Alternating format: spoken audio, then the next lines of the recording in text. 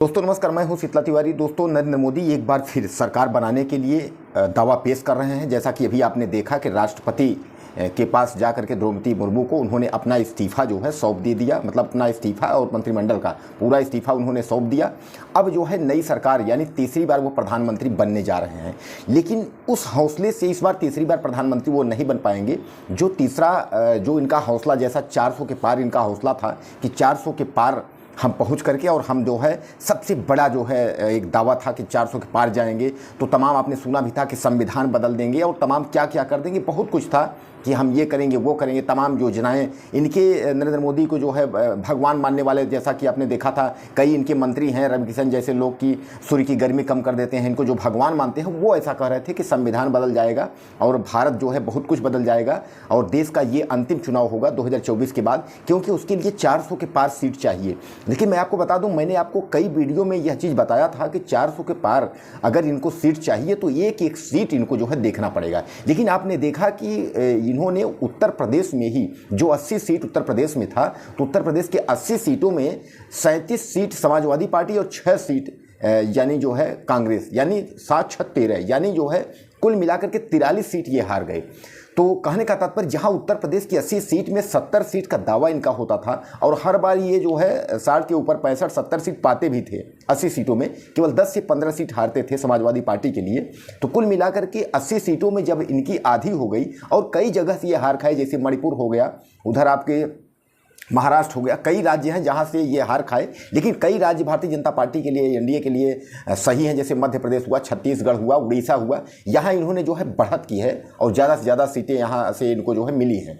तो कहने का तात्पर्य, लेकिन सरकार बनाने के लिए तो 272 जरूरी है और 272 एनडीए के पास सीट तो है, लेकिन कुल मिलाकर के गठबंधन इनको किसी न किसी से करना होगा। जैसे कि मैं आपको बता दूं कि अभी नीतीश कुमार और चंद्रबाबू नायडू, इन दोनों नेताओं को जो है साधने की कोशिश नरेंद्र मोदी ने किया है और यह दोनों नेता जो है सध भी गए हैं। करीब करीब इशारा ये हुआ है कि शायद जो है गृह मंत्री यानी अमित शाह अब नहीं रहेंगे, गृह मंत्री का पद नीतीश कुमार को, और बड़े मंत्रालयों की मांग हुई है, यानी ज़्यादा जो बड़े पद हैं वह जो है नीतीश कुमार को और उनको चाहिए। हालांकि कांग्रेस के राहुल गांधी ने नीतीश कुमार को आश्वासन दिया था उप प्रधानमंत्री बनाने का, लेकिन हो सकता है कि उनको यह रास न आया हो और नीतीश कुमार और चंद्रबाबू नायडू यह दोनों प्रधानमंत्री नरेंद्र मोदी की तरफ चले गए।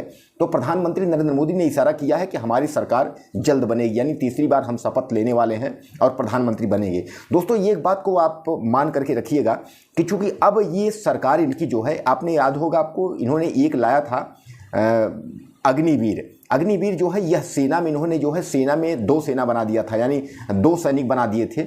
एक मिलिट्री जो 60 साल जो है काम करेगी, सेवा करेगी और वो शहीद होंगे, शहीद का दर्जा मिलेगा, उनको पेंशन मिलेगा, और एक अग्निवीर इन्होंने बनाया था जो 4 साल 5 साल की नौकरी के लिए। तो इनकी दशा जो है वो अब अग्निवीर जैसे हो गई। कारण ये है कि अब जो है राहुल गांधी यानी विपक्ष जो है वो मजबूत हो गया है, विपक्ष के बाद ज़्यादा से ज़्यादा सीटें हैं। अब इनके सामने यह विकल्प जो है यही बना हुआ है कि अगर आपके नीतीश कुमार और चंद्रबाबू ये दोनों मिले रहेंगे तो इनकी सरकार चलती रहेगी। उनके भरोसे इनको सरकार चलाना है। नीतीश कुमार और चंद्रबाबू नायडू यानी जो सहयोगी जिनको इन्होंने पकड़ के जो है रखा हुआ है और लालच दिया है कि हम आपको ये मंत्रालय देंगे, अगर थोड़ा भी इनसे जो है कहा सुनी या किसी बात को लेकर के नाराजगी हुई तो आप समझ लीजिए कि फिर गठबंधन की सरकार बन जाएगी। यानी राहुल गांधी यानी कांग्रेस जो है वो मजबूत हो गई है। अब कांग्रेस के पास जो सीटें हैं वो एनडीए को सरदर्द बढ़ाने के लिए तो हैं, यह कोई ऐसा कार्य नहीं कर पाएंगे जो कि अपने मन का। जैसे आपने देखा था कि तमाम जो है बीजेपी अपने बलबूते ज़्यादा से ज़्यादा जो है 300 साढ़े 400 लगभग सीट में थी, तो इसने जो कुछ भी किया था आज तक, 3 तलाक, 370, राम मंदिर या तमाम जो भी इन्होंने किया था, तो सब जो है चूंकि पूर्ण बहुमत से ज़्यादा सीटें इन्होंने पास थी और जो है पक्ष मजबूत था, विपक्ष कमज़ोर था, इसलिए विपक्ष जो है कुछ कर नहीं पा रहा था। लेकिन इस बार अब आप मान के चलिए कि सरकार चलाना इनके लिए मुश्किल हो जाएगा। अब सुनाई तो यहाँ तक भी आ रही है कि आरएसएस का ये कहना है कि नरेंद्र मोदी को प्रधानमंत्री न बना करके नितिन गडकरी को प्रधानमंत्री बना दिया जाए। हालांकि मैं आपको बता दूं कि नितिन गडकरी को प्रधानमंत्री बनाने का एक सामने फार्मूला यह भी है कि नरेंद्र मोदी अगले साल 2025 17 सितंबर को 75 साल के हो जाएंगे। तो 75 साल को होने का मतलब यह है मार्गदर्शक मंडल को दरवाज़ा खुला हुआ है। जैसे आडवाणी और मुरली मनोहर जोशी, सुमित्रा महाजन तमाम लोग गए हैं, वैसे ये मार्गदर्शक मंडल में चले जाएं, झोला उठा के चले जाएं और अगले को मौका दें।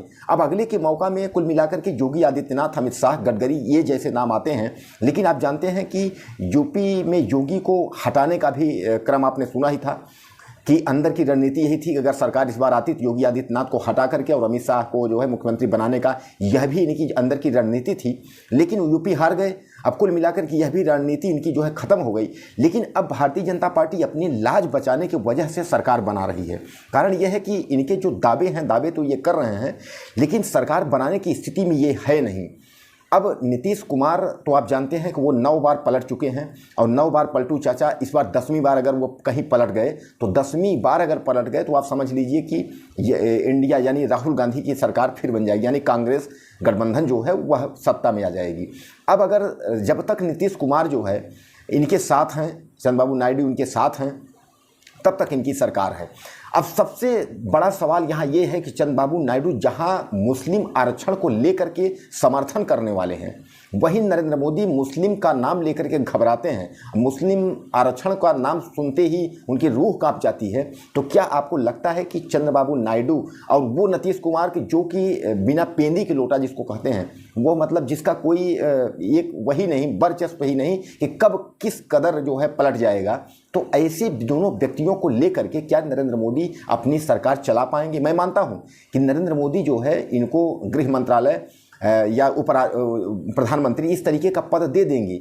लेकिन क्या आपको लगता है कि नरेंद्र मोदी कोई अकेले का कोई फैसला या भारतीय जनता पार्टी कोई कार्य जो है जो कि समझे कि हम इसको कर लें और विपक्ष जो है कुछ न कर पाए? उसके लिए तो इनको 400 चाहिए था, लेकिन 400 का जो सपना था वो सपना ही रह गया। तो अब कुल मिला के हम ये मान लेते हैं कि अगर नीतीश कुमार, चंद्रबाबू नायडू, अगर ये दोनों लोग अगर नरेंद्र मोदी के साथ में आ गए हैं तो नरेंद्र मोदी की सरकार जो है बननी तय है, यानी प्रधानमंत्री तीसरी बार नरेंद्र मोदी बन जाएंगे। लेकिन अब ये है कि आरएसएस इसमें भी खींचातानी कर रहा है। आरएसएस का ये कहना है कि नरेंद्र मोदी प्रधानमंत्री न बने, बल्कि प्रधानमंत्री जो है वो नितिन गडकरी को बना दिया जाए। हालांकि आरएसएस की ये भी मंशा है कि प्रधानमंत्री नरेंद्र मोदी को 1 साल बाद झोला उठा करके जाना है। अब 1 साल बाद अगर झोला उठा करके नरेंद्र मोदी अगर जाते हैं तो अगला प्रधानमंत्री कौन होगा? अमित शाह का जो रास्ता खुला हुआ था तो वो अब अमित शाह का रास्ता बंद हो गया। कारण ये है कि यूपी का चुनाव हार जाना, जैसा कि मैं आपको कई वीडियो में बताया हूं, उत्तर प्रदेश का रास्ता जो है उत्तर प्रदेश से दिल्ली पहुँचता है। अब यूपी की सीटें हार जाना, सीधे सीधे ये लग रहा है कि अब कहीं ना कहीं जो है आपको एनडीए को, यानी भारतीय जनता पार्टी के नरेंद्र मोदी को जो है ये सरदर्द हो गया है। अब अगर एनडीए से प्रधानमंत्री की दावेदारी की हम बात करें तो आप समझ लीजिए कि योगी आदित्यनाथ जैसे पॉपुलर नेता हैं, लेकिन अमित शाह की गणित भी चल रही थी कि अमित शाह प्रधानमंत्री बन जाएंगे। लेकिन अमित शाह प्रधानमंत्री तभी बनते जब यूपी समेत जो है पूरे देश में अच्छी सीट आई होती और सरकार जो है 350 के पार, ये इनकी बीजेपी की यानी एनडीए जो है 300 के पार होती, तो एक दौर था। अब कहने का तात्पर्य यह है कि बीजेपी की स्थिति इतनी दयनीय हो गई है कि उसको सहयोगियों को लेकर के नीतीश कुमार और चंद्रबाबू नायडू इनको लेकर के सरकार बनाना पड़ रहा है। जहां एक और जो है राहुल गांधी तोड़ने की कोशिश कर रहे हैं कि थोड़ा भी अगर मौका मिलेगा तो राहुल गांधी तुरंत जो है उनको आश्वासन, राहुल गांधी ने साफ तौर पर कह दिया है नीतीश कुमार को और चंद्रबाबू नायडू को उप प्रधानमंत्री और गृह मंत्री का पद हम दे रहे हैं। तो कहने का तात्पर्य यह है कि अगर नरेंद्र मोदी प्रधानमंत्री बनते हैं तो यह सरकार दूसरे के भरोसे कब तक चलाएंगे? यानी ये अग्निवीर जैसी इनकी हाल हो गई है। अब देखना यह है कि क्या नरेंद्र मोदी यह सरकार चला पाते हैं या यह सरकार जो है 10-10 दिन में हिलोरे खाती रहेगी, कभी इधर कभी उधर। कारण यह है एक तरफ नीतीश कुमार पलटू चाचा हैं और एक तरफ जो है चंद्रबाबू नायडू जो कि मुस्लिम आरक्षण के समर्थक। जैसा कि आप जानते हैं कि यूपी को लेकर के पूरे देश में नरेंद्र मोदी मुस्लिमों के नाम से जो है वो कांपते हैं। कांपना समझिए या बचना समझिए। तो जहां एक ओर वो बचना चाहते हैं मुस्लिम आरक्षण को लेकर के, वहीं दूसरी ओर चंद्रबाबू नायडू मुस्लिमों के समर्थन है। तो कहीं ना कहीं अगर सरकार में रहेंगे तो मुस्लिमों के हित में तो कुछ न कुछ कार्य करना ही होगा। तो क्या नरेंद्र मोदी यह कार्य कर पाएंगे या 1 साल किसी तरीके 2017 जो है 17 सितंबर 2025 तक नरेंद्र मोदी अपना टाइम पास करेंगे और उसके बाद 75 साल में झोला उठा के चल देंगे, उसके बाद हम तो चले, अब जिसको जो करना हो अपना करिए? क्या ऐसी तो प्रक्रिया नहीं है? अब नरेंद्र मोदी की गणित वही समझ सकते हैं।